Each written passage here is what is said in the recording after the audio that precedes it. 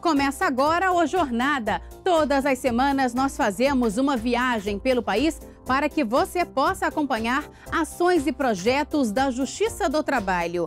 O programa conta com a participação dos tribunais do trabalho de todo o Brasil. E na edição de hoje, uma reportagem especial em virtude do Dia Mundial em Memória das Vítimas de Acidentes e Doenças do Trabalho em 28 de abril. Vamos saber se o número de acidentes de trabalho vem diminuindo no Brasil e a importância da prevenção para manter a saúde e a segurança no ambiente laboral. Ainda sobre esse assunto, vamos saber mais sobre uma doença silenciosa que atinge milhões de brasileiros, a hipertensão. Em 26 de abril, se comemora o Dia Nacional de Prevenção e Combate à Hipertensão Arterial.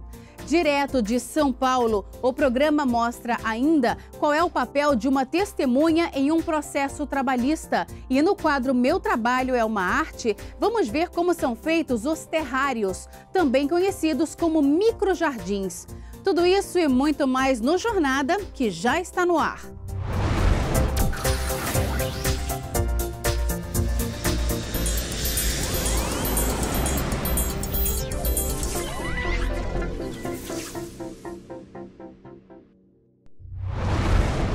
Dia 28 de abril é o Dia Mundial em Memória das Vítimas de Acidentes e Doenças do Trabalho.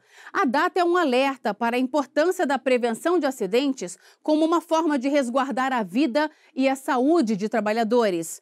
Mas, infelizmente, o número de pessoas vítimas de acidentes no trabalho ainda é bastante alto. Na reportagem especial de hoje, vamos saber como está o nosso país quando o assunto é saúde e segurança no trabalho e como a prevenção é imprescindível para mudar essa realidade. Veja só. A Previdência Social gastou mais de 26 bilhões de reais com o pagamento de auxílios-doença, aposentadorias por invalidez, auxílios-acidente e pensões por morte de trabalhadores entre 2012 e 2017. Nesses 5 anos, 15 mil trabalhadores morreram por acidente de trabalho. Só no ano passado, o Instituto Nacional do Seguro Social, INSS, concedeu mais de 195 mil benefícios por afastamento acima de 15 dias, uma média de 540 afastamentos de trabalhadores por dia. Os números mostram que os acidentes de trabalho afetam não só a vida do trabalhador que foi prejudicado, mas também a economia do país. Os dados são do Observatório Digital de Saúde e Segurança do Trabalho, desenvolvido pelo Ministério Público do Trabalho e pela Organização Internacional do Trabalho, a OIT. As atividades com mais ocorrências de acidentes foram identificadas nos setores de atendimento hospitalar, com 10% dos registros, depois comércio varejista e administração pública, com 2,6%. Em 2017, as principais causas de afastamento por acidentes e adoecimentos no trabalho foram relacionadas à fratura de punho e de mão, mais de 22 mil casos foram notificados. Em segundo lugar está a fratura da perna, incluindo o tornozelo, com quase 17 mil registros, e fratura no pé, com mais de 12 mil casos. De acordo com dados de 2017 do INSS, as fraturas estão entre os problemas que causam afastamento superior a 15 dias. Marcelo entrou para as estatísticas como vítima de acidente de trabalho. Ele teve fratura exposta no cotovelo, perdeu 25% dos movimentos do braço esquerdo e ficou 8 meses afastado.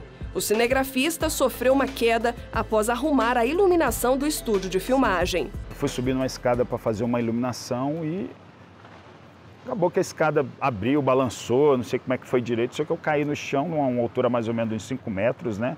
Então, com peso, você bateu e foi fratura exposta na hora. Por causa das sequelas que teve devido à queda, o cinegrafista entrou na justiça para receber o auxílio acidente.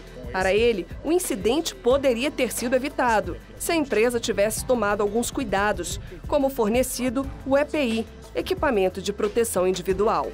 A empresa não tinha nada, a empresa não me dava nada para usar, não tinha equipamento nenhum para fazer isso, não tinha EPI nenhum.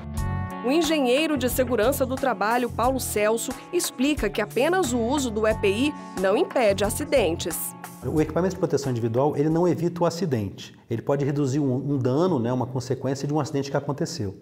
E a responsabilidade do trabalhador, ela pode ser colocada no meio de um contexto, mas ele não pode ser considerado o único responsável. Você não pode culpabilizar a vítima do acidente. Isso é muito injusto.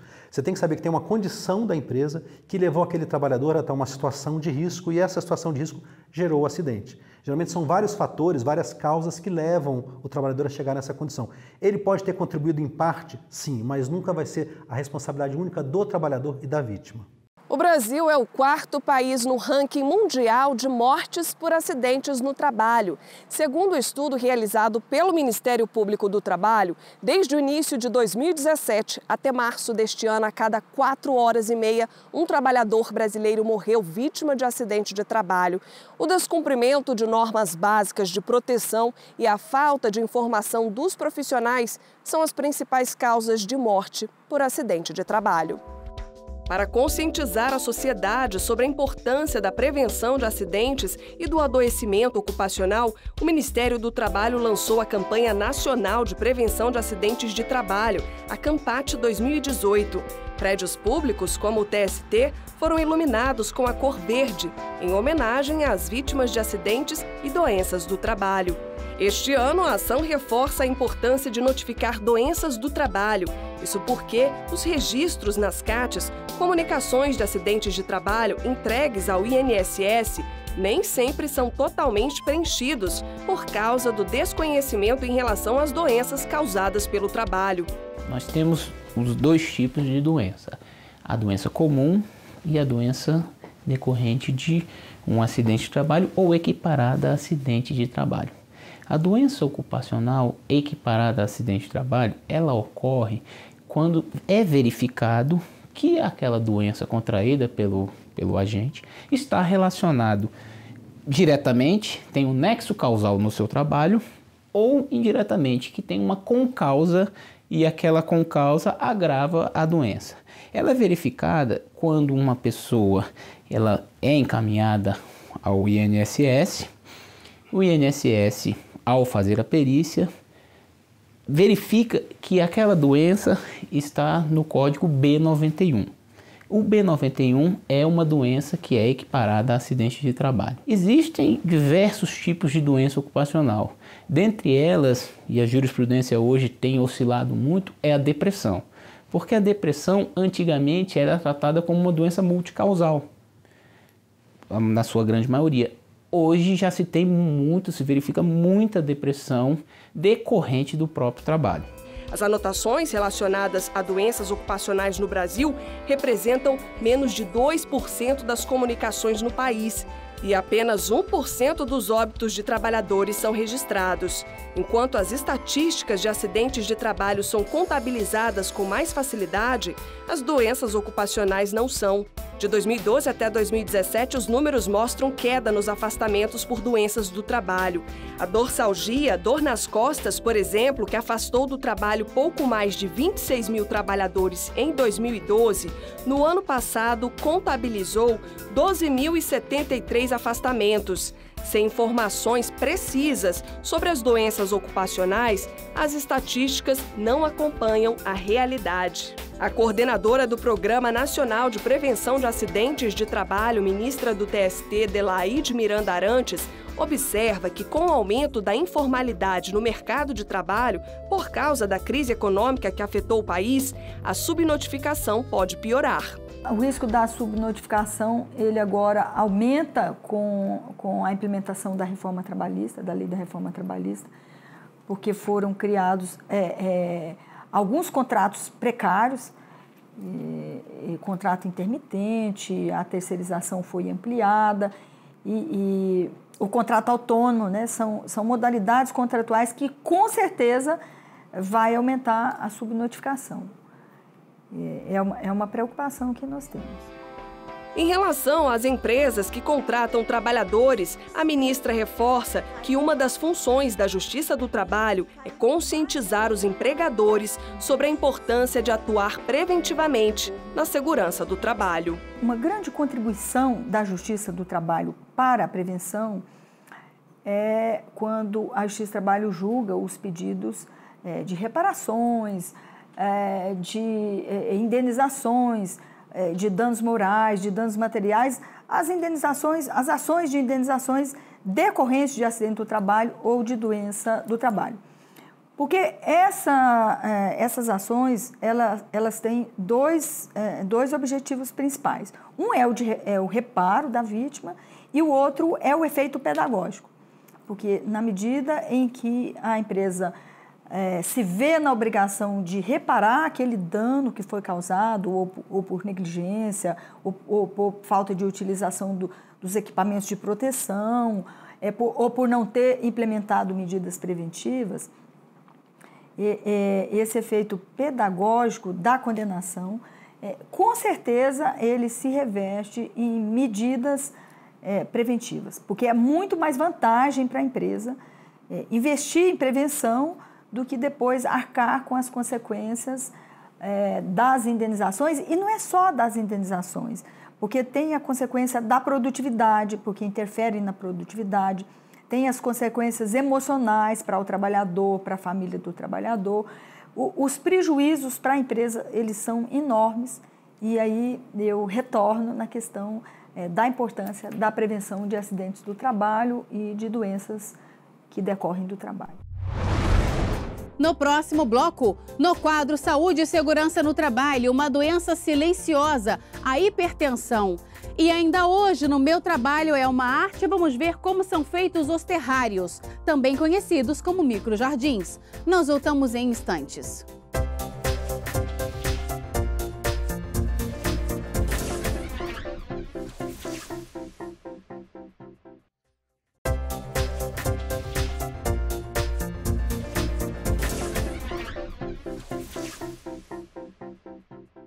A Justiça do Trabalho busca aprimorar os serviços oferecidos ao cidadão e a gente confere muitas dessas iniciativas agora no JT em Ação. O presidente do TST e do CSJT, ministro Brito Pereira, assinou o protocolo de intenções com o Serviço Nacional de Aprendizagem Rural, o Senar, visando o fortalecimento do cumprimento da Lei de Aprendizagem. As ministras Kátia Magalhães Arruda e Maria de Assis Calcin, coordenadora e vice-coordenadora do Programa Nacional de Combate ao Trabalho Infantil e Estímulo à Aprendizagem, respectivamente, também participaram da solenidade. O acordo prevê o incentivo de ações de aprendizagem a fim de aumentar o número de jovens e adolescentes do meio rural inseridos no mercado de trabalho, melhorando a empregabilidade e a qualificação de aprendizes no campo. Durante o lançamento da 10ª edição do livro Indenizações por Acidente de Trabalho ou Doença Ocupacional, de autoria do desembargador Sebastião Geraldo de Oliveira, o TRT de Minas Gerais promoveu um colóquio com o tema Questões Controvertidas Atuais no Direito do Trabalho. Atuaram como expositores o ministro do TST, Cláudio Brandão, que proferiu palestra sobre os impactos da reforma trabalhista na jurisprudência do TST, e o juiz da 23ª Região, André Araújo Molina, que tratou da temática reforma trabalhista e direito intertemporal na visão do STF. A Comissão Permanente de Gestão Ambiental do TRT da 8ª Região, que abrange o Pará e o Amapá, promoveu o curso de Gestão Socioambiental, que abordou conceitos de sustentabilidade, assim como tópicos da resolução do CNJ que dispõe sobre a criação e competências das unidades ou núcleos socioambientais nos órgãos e conselhos do Poder Judiciário e do ato conjunto do CSJT e do TST, que institui a Política Nacional de Responsabilidade Socioambiental da Justiça do Trabalho. O objetivo foi o de sensibilizar os servidores para a importância do tema e promover uma discussão sobre a elaboração do plano de logística sustentável no âmbito dos TRTs. Uma doença que aparece de forma silenciosa e que é considerada grave. A hipertensão não escolhe idade nem sexo. Pode atingir qualquer pessoa, mas há formas de controlar a doença. Vamos saber mais no quadro Saúde e Segurança no Trabalho. Uma doença silenciosa que atinge mais de 30 milhões de brasileiros. Conhecida como pressão alta, a hipertensão está relacionada com a força que o sangue faz contra as paredes das artérias para conseguir circular por todo o corpo. A doença pode atingir crianças e idosos, homens e mulheres de todas as classes sociais. Isso quer dizer que muita gente pode ter hipertensão e nem saber disso. A hipertensão é uma doença crônica associada tanto a fatores genéticos como a vários fatores de risco, como obesidade, tabagismo, má alimentação, falta de atividade física, alto consumo de álcool, drogas também. As pessoas que têm histórico familiar de hipertensão têm que ficar mais atentas ao desenvolvimento próprio da doença. Yolanda Alves descobriu que era hipertensa durante o parto da filha. Ela contou que até então nunca havia tido nenhum sintoma que a deixasse preocupada, apenas dor de cabeça e na nuca. Hoje toma medicação regular, mudou a alimentação e parou de fumar. Mas mesmo com os remédios, a auxiliar de serviços gerais teve um pico de pressão após presenciar uma manifestação no local onde trabalhava. Quando eu subi não tinha nada lá no térreo, né? Quando eu desci, eles já estavam lá embaixo. Quando o elevador abriu, eles estavam tudo na porta. Aí eu assustei. Aí foi só isso. Como minha cabeça começou a doer, aí lá tem a brigada, né? Aí eu pedi para ferir minha pressão e ela estava bastante alta. Quanto que ela estava? Estava 27/15. A pressão arterial comum é considerada normal entre 120/80 ou 12/8. Para a pressão ser considerada alta, esses valores precisam ser maiores ou iguais a 14/9. De acordo com dados da Previdência Social, de 2013 a 2017, houve mais de 67.100 afastamentos por hipertensão no Brasil. Com certeza pode afetar o trabalho. Dependendo do tipo de trabalho, pode colocar em risco algumas vidas. Por exemplo, motoristas de ônibus. Se durante a atividade tiver um pico hipertensivo e tiver uma lesão de órgão-alvo, pode ter um AVC, ocorrer um acidente de trânsito. Então é uma doença que tem que ser levada muito a sério e tem que ser tratada a sério também pelos pacientes. A hipertensão é muito séria. Se não for tratada, pode gerar graves doenças como ataque do coração, acidente vascular cerebral e problemas nos rins. O maior problema que temos hoje na incidência de hipertensão e nas complicações, que é a doença hoje que mais mata no Brasil, é a hipertensão e suas complicações, tá?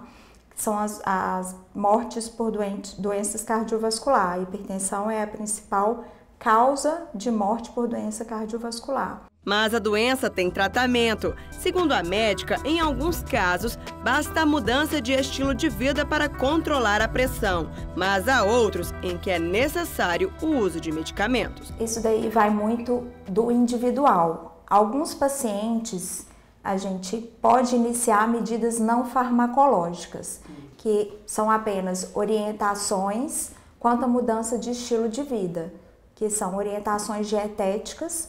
A dieta hoje é indicada pela Sociedade Brasileira de Cardiologia, é a dieta DASH, para controle da pressão, perda de peso, cessação de tabagismo, atividade física regular, no mínimo 150 minutos por semana, e redução do consumo de álcool, tá? E a redução da ingestão de sal, né? No mínimo 2 gramas por dia, que é um sachêzinho. Por isso, o conselho da cardiologista é a prevenção e atenção a possíveis sintomas, como dores de cabeça e o aumento da vontade de ir ao banheiro, principalmente durante a noite. Hoje as pessoas têm acesso aos aparelhos digitais, né? Que eu não aconselho muito os de pulso, os semiautomáticos, que são os de braçadeira, que são mais fidedignos do que os de pulso, e podem acompanhar em casa. Se começarem a ver que os valores estão um pouco alterados, procurar um médico.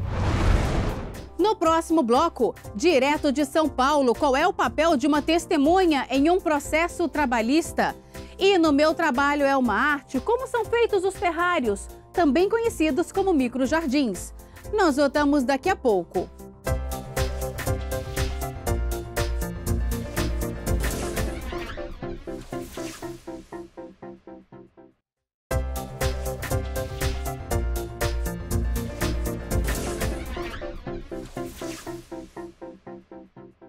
Ser testemunha é simples, mas é preciso obedecer algumas regras. Confira na reportagem do TRT de São Paulo qual é o papel de uma testemunha em um processo trabalhista. Daiana já foi convocada várias vezes para ser testemunha em processos do trabalho. Já esteve do lado do reclamante e também do reclamado e considera o procedimento tranquilo. O juiz me deixou bem à vontade, né? A segurança é muito importante, eles foram sempre muito seguros, tranquilizaram, né? Então eu fiquei bem à vontade. Para ser testemunha, basta ser chamado pela parte ou pelo advogado. Mas se a pessoa faltar à audiência, o juiz pode determinar a intimação, por conta própria ou a pedido da parte. Se mesmo o intimado, a testemunha, não comparecer, um oficial de justiça pode ser enviado para acompanhar a pessoa à audiência, garantindo que ela vai estar presente. Qualquer pessoa convocada para testemunhar, seja ela empregada de qualquer área, não pode ser impedida por seu empregador de comparecer à audiência.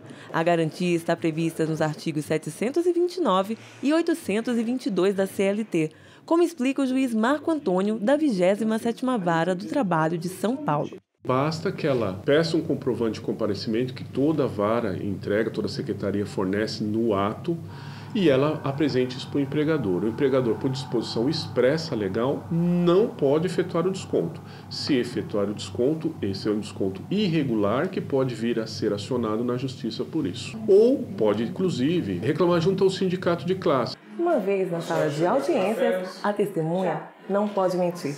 Esse compromisso, inclusive, é assumido antes do depoimento começar. A testemunha que mente ou esconde fatos pode sofrer consequências na justiça criminal e também na justiça do trabalho. É que a reforma trabalhista estipulou que a testemunha que mentir ou esconder fatos durante seu depoimento será condenada ao pagamento de multa por litigância de má-fé. No TRT2, essa novidade já condenou uma testemunha a pagar multa de R$ 12.500. O caso aconteceu na Vara de Caieiras. A quantia deve ser convertida a favor da parte prejudicada pelo depoimento falso. O juiz Marco Antônio explica como é feito esse cálculo. O valor da litigância de má-fé está expresso agora. Superior a 1% até 10% do valor atualizado da causa. Não tem um parâmetro para colocar 1% ou 2%, é o juiz que decide diante das circunstâncias. O juiz do trabalho deve ainda oficiar o Ministério Público Federal para saber se a prática se enquadra como crime de falso testemunho. Neste caso, oficia-se ao Ministério Público ou a Polícia Federal para instauração de inquérito policial com cópia do depoimento da parte e com cópia do depoimento da testemunha para que ela responda o crime. Mas, falando a verdade, não há nada a temer. Daiana, por exemplo, não descarta a possibilidade de testemunhar outras vezes. Tanto para o lado da empresa como para o lado da pessoa, uma informação que alguém tenha, né, é muito válida. E quanto mais testemunha tiver, melhor. Imagine poder carregar um pequeno jardim de um lugar para o outro. Os terrários enchem os olhos e ajudam na preservação do meio ambiente. E em tempos de economia sustentável, há quem esteja transformando essa paixão por plantas em profissão. É o que você confere no quadro Meu Trabalho é uma Arte de hoje.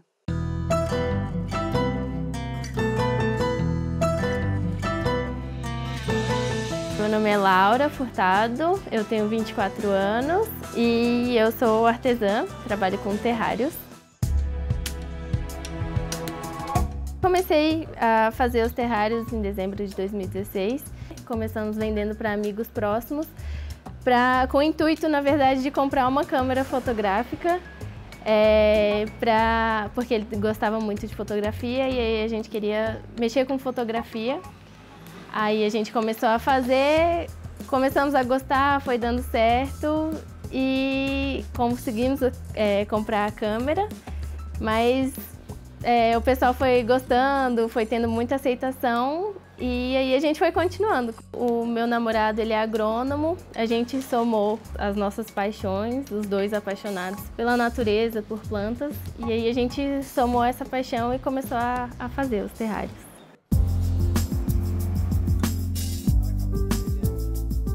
A gente busca assim, se inspirar em paisagens naturais, em praias. A gente ama viajar, ama cachoeira, ama a natureza, assim. E aí a gente está sempre buscando lugares para se inspirar. A gente tem mais ou menos a paisagem em mente, pega os materiais, assim, os vidros, a gente trabalha com vidros reciclados, vidros de primeira linha. E aí começa a montagem processo por processo. A gente tem que colocar uma camada de pedras, depois a terra, fazer toda a lavagem, esterilização do musgo para tirar qualquer tipo de bactéria, de fungos. E aí a gente vai montando, faz um processo de montagem com vários terrários ao mesmo tempo, né? E aí a gente passa assim um dia inteiro produzindo. Em um dia a gente varia a produção entre 30 e 40 terrários, e é nessa média. Os preços eles variam assim de acordo com o tamanho, a dificuldade que a gente tem. Às vezes um vidro com a boca muito pequena, a gente tem bem mais dificuldade de fazer do que um terrário maior, assim. A gente trabalha, assim, basicamente um composto orgânico que tem todos os nutrientes necessários para as plantas e variedades de musgos e suculentas. Os terrários fechados, eles são todos feitos com musgos. A gente trabalha com 4 espécies diferentes de musgos. E para manter, a gente deixa ele sempre fechado. Borrifa água em média 1 vez por mês no interior do vaso. A luz ideal para esse tipo de planta é luz artificial ou sol indireto. Ela não pode ficar exposta ao sol direto. A luz solar direta, ela pode aquecer muito o sistema, né? E aí a umidade do ar vai estar muito quente, assim, ele pode acabar cozinhando a planta, literalmente. A gente fica sempre, tá num mundo de tantas tecnologias, e poder ter um pedacinho da natureza ali com a gente, sempre pertinho, é muito bom. Fazer terrários hoje é o que me deixa mais feliz, assim, é o que me mantém e eu sou movida a isso, de fazer terrários mesmo. E eu pretendo poder fazer em uma escala maior, assim, e ter minha loja de plantas futuramente, trabalhar sempre com isso mesmo.